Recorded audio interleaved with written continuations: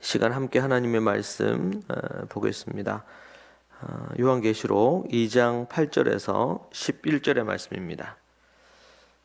8절에서 11절 말씀입니다. 함께 우리 같이 찾아서 읽도록 하겠습니다. 계시록 2장 8절에서 11절 우리 한 목소리로 함께 읽겠습니다. 서머나 교회의 사자에게 편지하라. 처음이며 마지막이요 죽었다가 살아나시니가 이르시되 내가 내 환난과 궁핍을 알거니와 실상은 네가 부요한 자니라. 자칭 유대인이라 하는 자들의 피방도 알거니와 실상은 유대인이 아니요 사단의 회당이라. 너는 장차 받을 고난을 두려워하지 말라. 볼지어다 마귀가 장차 너희 가운데서 몇 사람을 오게 던져 시험을 받게 하리니 너희가 10일 동안 환난을 받으리라. 내가 죽도록 충성하라.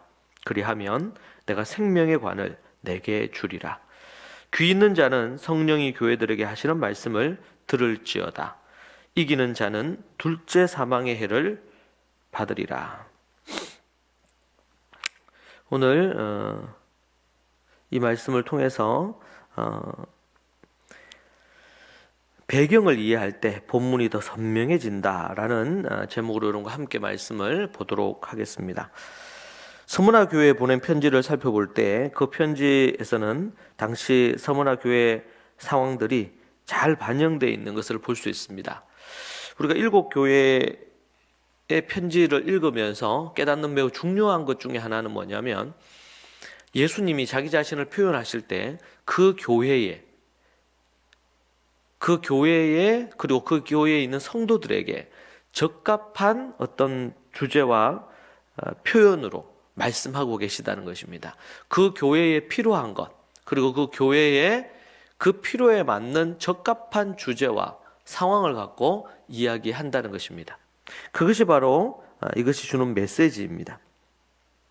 서머나 교회에 그러한 것들이 잘 반영이 되어 있는데 사도 요한이 서머나 교회에 편지할 때에 그리스도를 죽었다 살아나신 이로 표현을 하고 있습니다.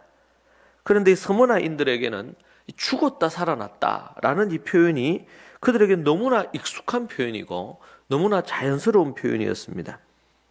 왜냐하면 이 서머나 도시 자체가 죽었던 도시였고 그리고는 다시 살아났기 때문입니다. 서머나는 BC 600년경에 파괴가 다 되었습니다. 그리고 그진 400년 후에 BC 290년경에 재건이 되어서 로마 시대에 이르러 황금기를 맞이하게 되었습니다. 그리고 로마에 의해서 알렉산더에 의해서 이 부분이 재건이 되었기 때문에 그래서 그들은 이 서머나가 그진 죽었는데 다시 살아나게 된 것입니다. 그래서 죽었던 그들을 다시 살려주신 이가 누구신가 하면 바로 알렉산더이기 때문에 그들은 알렉산더에게 아주 충성스럽게 그진 로마가 멸망하기 전까지 그들의 충성을 다 바쳤고 그리고 가장 전 세계에서 당시 로마가 전 세계를 지배할 때에 그때에 가장 충성스러운 도시로 서머나가 꼽히기도 했던 것을 볼 수가 있습니다. 그런 의미에서 그들에게는 죽었다 다시 살아났다는 게 어떤 의미인가? 이 부분이 무엇인지를 잘 알았기 때문에 그 서머나 교회에서는 그 죽었다가 살아났다는 것이 자연스러운 그리고 일상적으로 그들 안에 있던 표현 중에 한 부분이었습니다. 그리고 사도 요한이 예수님의 명령을 받아서 서머나 교회에 부탁한 말은 네가 죽도록 충성하라 이런 말씀이 나옵니다. 우리가 또 평소에도 일상적으로도 잘 아는 말씀이죠. 이 죽도록 충성하라, 네가 죽도록 충성하라 그런 표현하는데 서머나는 로마에 충성을 바쳐온 도시입니다. 서머나 도시의 정책 목표는 서머나를 부활시킨 로마 황제에게 죽도록 충성하자. 이것이 그들에게 갖고 있는 그 도시의 슬로건이었습니다. 참 인간적으로 봐도 이 서머나라는 도시는 충성스러운 도시였습니다. 이 시대에도 그렇고 시대가 흘러가면 흘러갈수록 무언가 충성이라는 것들은 외면받고 있는 시대에 살고 있죠. 그리고 때로는 생명을 건짐을 받고도, 그리고 그 개인과 그 가정에 정말 말로 다 할 수 없는 큰 혜택을 받고 구원을 얻었음에도 불구하고 배신하고 배교하는 일들이 이 시대에 너무 많은 것 같습니다. 인간적인 신의도 쉽게 저버립니다. 자신들의 필요나 원하는 것이 있다면 언제라도 저버리는 그런 시대 속에 있었죠. 당시도 예외는 아닙니다. 그런데 예수님을 안 믿는데도 불구하고, 하나님을 모르는데도 불구하고 이런 충성스러운 부분, 신의를 갖고 살아가는 이들이 의외로 있다는 것은 놀라움을 줍니다. 왜냐하면 교회당 안에서 교회를 다니는 사람들, 그들이 갖고 있는 그 충성스러움, 그러한 것들이 도리어 교회를 부끄럽게 할 때가 있기 때문에 그렇습니다. 너무나 자신의 이익에, 자신의 필요에, 자신이 얻고자 하는 것에 우선적으로 그렇게 하는 부분들을 볼 수 있는 것이죠. 그런데 서머나라는 도시는 그 당시에 이 로마에, 그리고 자신의 이 400년 만에 그 도시를 부활시켜준 이 로마 황제를 향해서, 그리고 로마가 멸망할 때까지 저들이 충성을 다했던 것을 우리가 다시금 생각합니다. 그래서 그 도시의 슬로건이 로마를 위해서, 황제를 위하여 죽도록 충성하자. 그것이 그 도시의 슬로건이고 그들이 추구해왔던 도시의 존재 이유였습니다. 그러니까 예수님이 그 도시에게 가장 적합하게 뭐라고 말씀하시죠? 죽도록 충성하라. 죽도록 충성하라. 심지어 사도들 중에 가룟 유다는 주님과 함께 3년을 함께 했지만, 가룟 유다는 예수님을 십자가에 못 박는 일에 앞장서서 내어주는 일을 했습니다. 그것이 양심의 가책이 되어 그는 진정으로 회개하고 돌이키기보다도 그렇게 하지 아니하고 자살하는 것으로 선택을 극단적으로 하죠. 그래서 그는 진정으로 구원을 얻지 못했습니다. 그뿐만 아니라 예수님과 함께 했던 나머지 11명의 제자도 베드로를 중심으로 주님을 대부분 다 떠났습니다. 그들은 배신했고 그들의 목숨을 위하여 배반했습니다. 그들은 예수님이 잡히고 십자가에 달려 죽으시는 상황을 보면서 그들이 기대했던, 예상했던 것과 달리 예루살렘에서 큰 자리를 얻을 것을 기대했는데 전혀 그것을 얻지 못한 채 비참하고 외면받는, 그리고 쫓기는 신세가 되어버렸습니다. 그러니까 그런 쫓기는 신세가 된 이후에 그들은 불안해졌죠. 그리고 예수님을 배반하고 예수님을 모른다 해야지 그들의 안전이 보장이 되니까. 베드로는 뭐라고 했습니까? 내가 죽었으면 죽었지, 내가 예수님을 배신하지 않겠다고. 그러니 걱정하지 마시라고 신신당부를 했던 사람이 베드로입니다. 그런데 그 베드로가 예수님을 3번이나 부인하고 뒤에는 저주하고 욕하며 부인하는 그런 모습이 있었죠. 그런데 예수님을 따라다니면서 많은 오병이어와 여러 많은 기적을 행하는 것을, 그리고 가장 곁에서 예수님을 도왔던 수제자인 것을 얼굴이 낯이 익으니까 사람들이 그렇게 얘기하는데 그는 자신의 생명을 보호하고자 예수님을 부인했습니다. 예수님은 그런 베드로를 위하여, 그리고 또 베드로와 함께 다 업으로 원래 직업으로 돌아가 버렸던 그 제자들을 위해서 예수님은 십자가에 달리셨습니다. 이것이 얼마나 큰 슬픔이고 고통인지 생각하게 됩니다. 그런데 오늘 스무나라는 이 도시에 있는 믿지 않는 수많은 예수님을 모르는 많은 이들도 일반은 종 속에서 갖고 있는 충성스러움, 신의, 그것을 저버리지 않고 그들의 슬로건이 로마를 위하여, 그리고 로마의 황제를 위하여 죽도록 충성하자. 여러분, 우리가 누구를 위해 충성을 해야 될까요?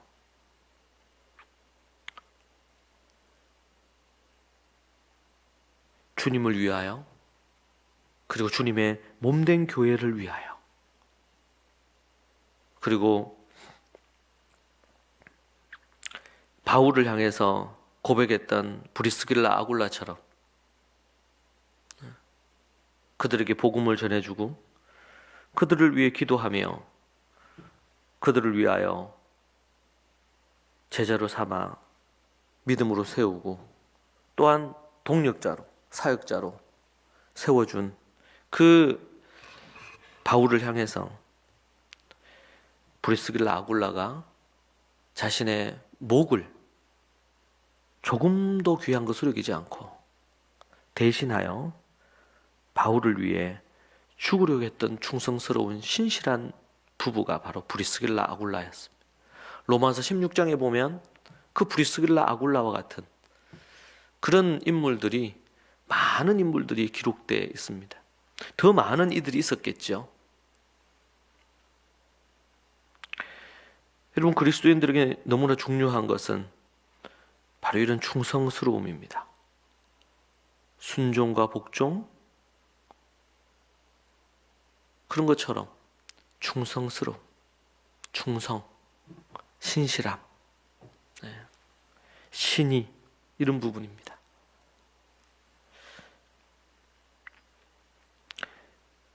주님을 위하여, 예수님을 위하여, 하나님을 위하여, 성삼위 하나님을 위하여, 그리고 모세도, 그리고 바울도 하나님의 집, 교회를 위하여, 두 번째는 함께 자신에게 복음을 전해주고 영적인 지도자인 지도자를 위하여, 충성은 이렇게 이루어져야 되는 부분이죠. 그러한 것들이 초대교회의 모습이었고, 그리고 신구약 성경에서 얘기하는 너무 중요한 충성입니다. 그래서 이 서문화 교회를 향해서 예수님은 뭐라 그랬냐면 죽도록 충성하라. 나를 위하여. 로마나 로마 황제가 아니고 기껏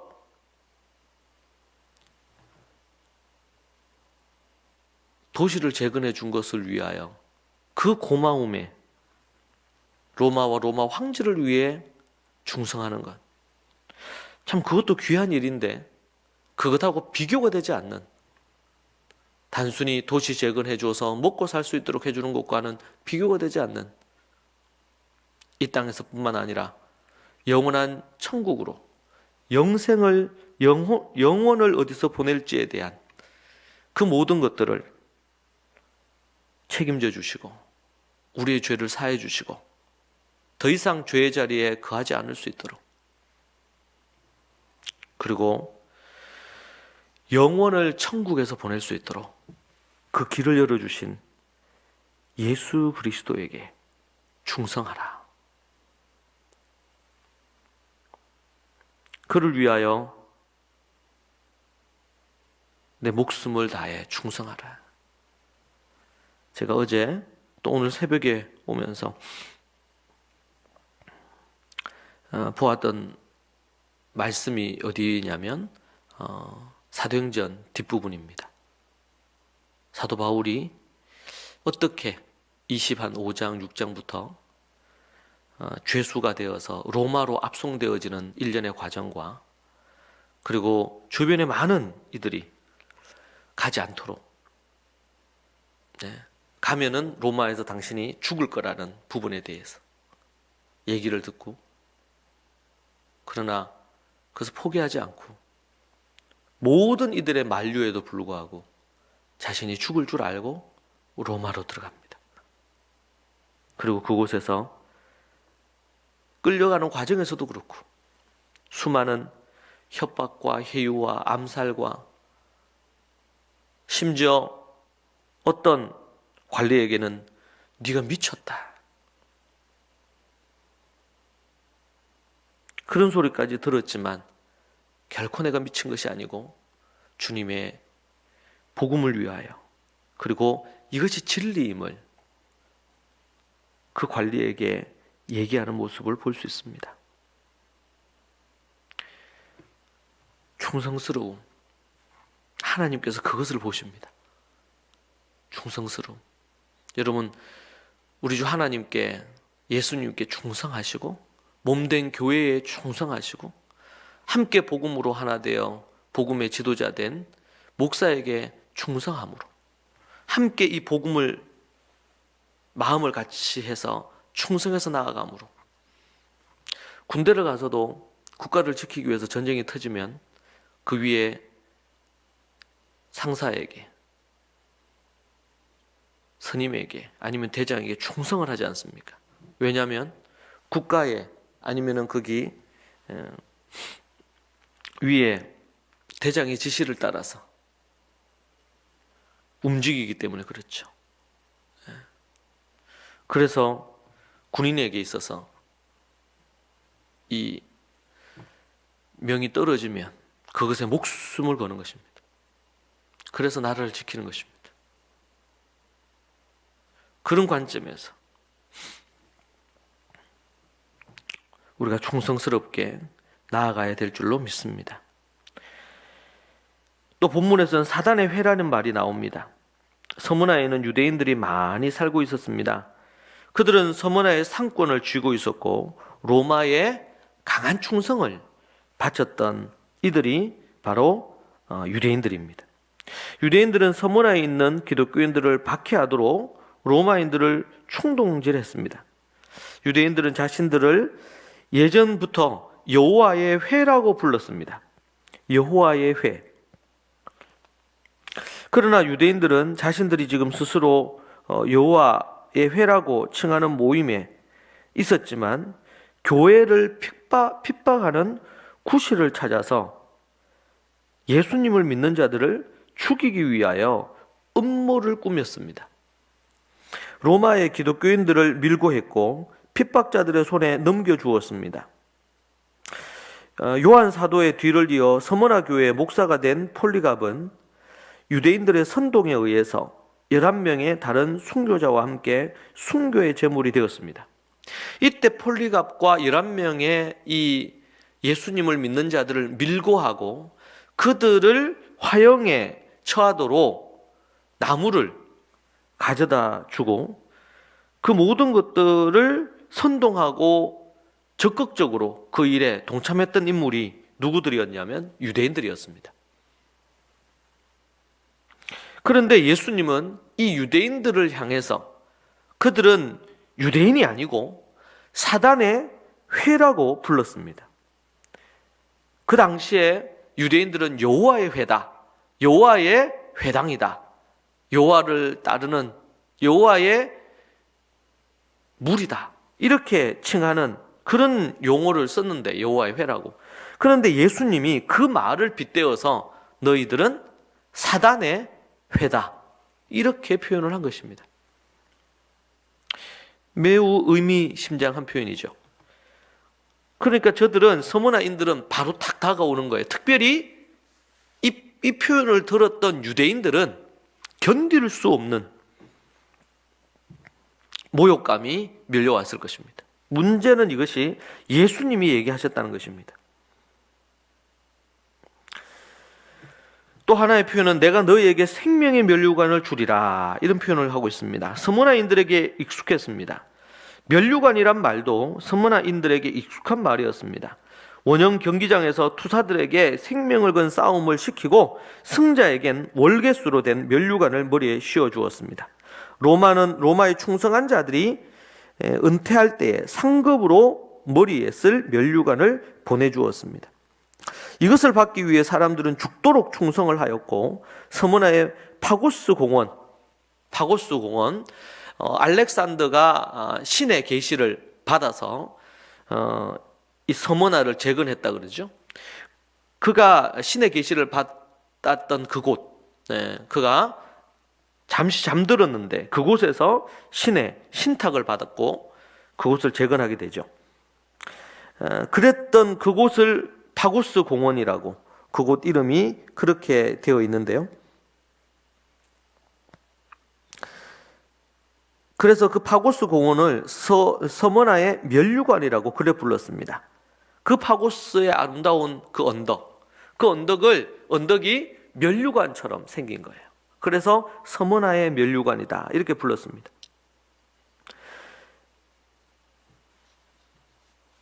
예수님은 내가 너희에게 생명의 면류관을 주겠다 이렇게 얘기할 때 이 서머나 성도들은, 서머나에 있는 또 도시의 사람들은 파고스 공원을 떠올렸고, 서머나의 면류관 이렇게 떠올렸단 말이에요. 그래서 예수님은 서머나 교회를 향해서 뭐라고 표현하시냐면, 서머나인들이 로마에 충성하여 그들이 면류관 받기를 소원하면서 파고스 공원을 서머나의 면류관이라고 말하는 것처럼 너희들은 하나님께, 예수님께 죽도록 충성함으로 말미암아, 죽도록 충성함으로 면류관을, 너희들이 생명의 면류관을 받기를 원한다. 그렇게 이야기함으로 서머나 사람들에게 가장 적합한 말씀으로 이 2장 8절부터 11절까지의 말씀을 우리에게 얘기해 주고 있습니다. 사랑하는 여러분, 서머나 교회를 향해서 표현되어진 여러 표현들이, 전체적으로 여러 표현들 나타나고 있는 것을 쭉 살폈습니다.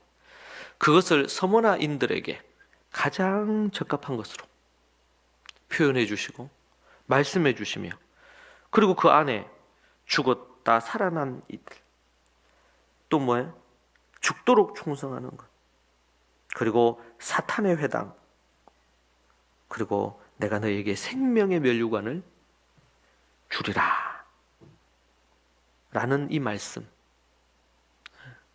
얼마나 귀하고 귀한지 모릅니다. 여러분, 이 말씀, 우리는 성경을 이해할 때 배경을 정확하게 아는 것, 그러려면 본문만 읽어서는 모릅니다. 성경을 다시 연구하고 공부해야 됩니다. 그럴 때에 제대로 우리가 본문을 이해할 수 있는 것이죠. 우리가 하나님 앞에서 진정으로 하나님의 말씀을 정말 더 깊이 사랑하고 더 깊이 알아감으로 주님이 주시는 모든 또 복을 누릴 수 있는 그런 하나님의 사람들이 모두 다 되기를 소망합니다. 여러분의 삶 가운데 정말 하나님 앞에 정말 죽도록 충성하십시오. 그리고 파고스 언덕의 그 서머나의 면류관, 그 면류관이 여러분의 면류관이 되어지기를 또한 원합니다. 그래서 하나님 앞에 착하고 충성되다 칭찬 듣고 위로를 받는 그런 일들이 있기를 소망합니다. 이 시간 우리 함께 기도하시죠. 오늘 들은 말씀을 붙들고 우리가 같이 기도하고 더 나아가서 하나님이 주시는 놀라운 은혜를 누리는 그런 또 하루가 되기를 소망하고, 오늘 또 선거일입니다. 정말 하나님 앞에 하나님이 원하시고 성경에 입각해 정책을 펼치며 그렇게 하는 후보와 그리고 그렇게 하는 정당들이 표를 많이 얻어서 정말 하나님의 할 수 있는 대로 하나님이 원하시는 그런 정책들의 부분으로 실현되어지는 일들이 이 땅 가운데, 대한민국 가운데 또 있기를 소망합니다.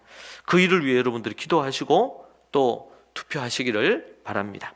이 시간 함께 우리가 이 말씀 붙들고 기도하고 또 여러분들이 개인적으로 기도하시면 되겠습니다. 같이 우리 한번 기도하겠습니다. 기도하십시다. 주여,